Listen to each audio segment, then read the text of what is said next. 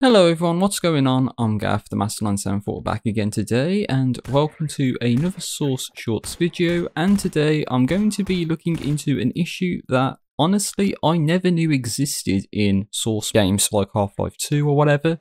And this is an issue where if you hurt an NPC and leave like bloody wounds on them, then if you shine the flashlight on them, those wounds completely disappear. But then when the flashlight turns off, the wounds reappear and all that, and it's a bit of a graphical bug. So I need to give a thank you to Shinji Ismail 1893. I'm probably butchering that name, I'm so sorry, but thank you for the suggestion. And I also need to give a bit of a shout out and thank you to Zippy for making a Garry's Mod add-on that fixes this feature, and to Waddles for helping me out with converting the Lua code from the Garry's Mod add-on into C++ code that's usable in Source 2013. Alright, so with all of that out of the way, let's get into what you would actually need to do, because this preamble could go on for a very long time, like including me trying to use AI to try and convert the code, which doesn't actually do anything, to be honest. That didn't work out too well. But as you see, I'm going to the client project and I'm in my game's solution. Obviously, this is just usual stuff. But you want to go to the client project and you want to go all the way down to viewrender.cpp, which is right here. And then inside of this file, you want to find the draw opaque renderable function. So just give me a second while I find that. That should be good enough to find it.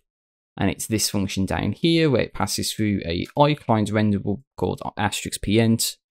So then underneath this TM zone line, what I chose to do is add a C_base player and call it *p player and set that to be equal to C_base player : get local player, because this is something that you can do on the client to get a pointer to the player.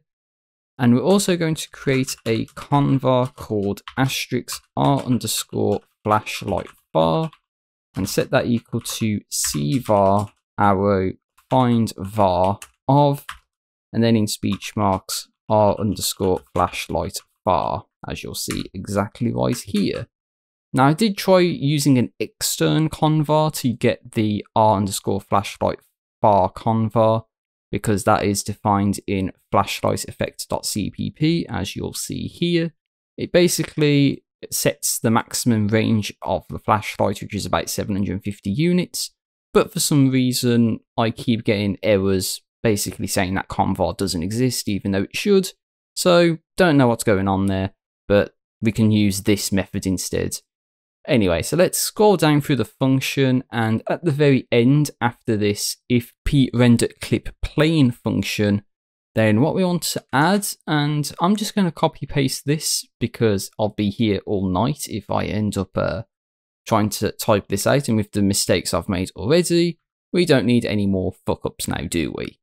So what we're going to do is create an if statement and say if pPlayer and pPlayer arrow is effects active of EF dim light, which is basically the client way of saying is the player's flashlight on, and then in brackets here pPlayer arrow get abs origin minus a cbase entity asterisk of pent. So pent is an iClient renderable, so can that be typecasted to a cbase entity, and if it can, get the absolute origin of it. And then the difference between the vectors, get the length or the size, and then if that is lower than the float value of r_flashlight var. And we also want to see if pent can be typecasted to a cbase entity by using a dynamic cast, which is what this is saying.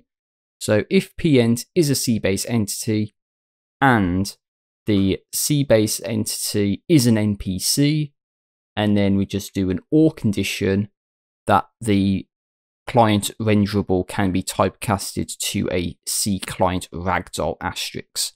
So that's all that's really going on there. So just to recap, it's if the player is valid, if the player's flashlight's on, if the distance between the player and the entity is lower than the convar r_flashlight var's float value, and either the entity in question can be typecasted to a cbase entity, and if it can, is it an NPC, or can it be typecasted to a C client ragdoll?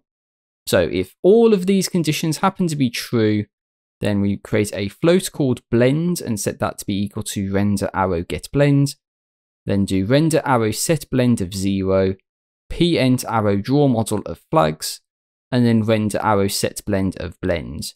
So this is mostly the code that was in the Gary's Mod add-on. You'll probably see these two lines being pretty much exactly the same. But the reason why we have the float blend and this set blend of blend is because of NPCs like the manhacks and the barnacles, because they make use of this function. And so if we don't set the blend parameter to what it was originally, then they end up having some graphical issues. So what I'm going to do is just stop talking, load into the mod, and then you can see this effect in action. Okay everyone, so I'm in a map and I'm going to do some testing here. So here we have our dummy NPC and we can begin firing into them to create some bloody runes on their body.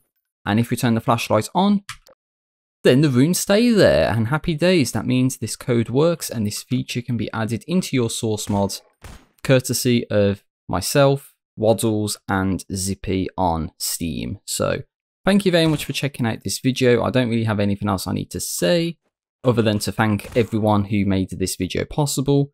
And let me know what you think about this. I know I made some mistakes, especially in the audio commentary side of things. I think that's a given.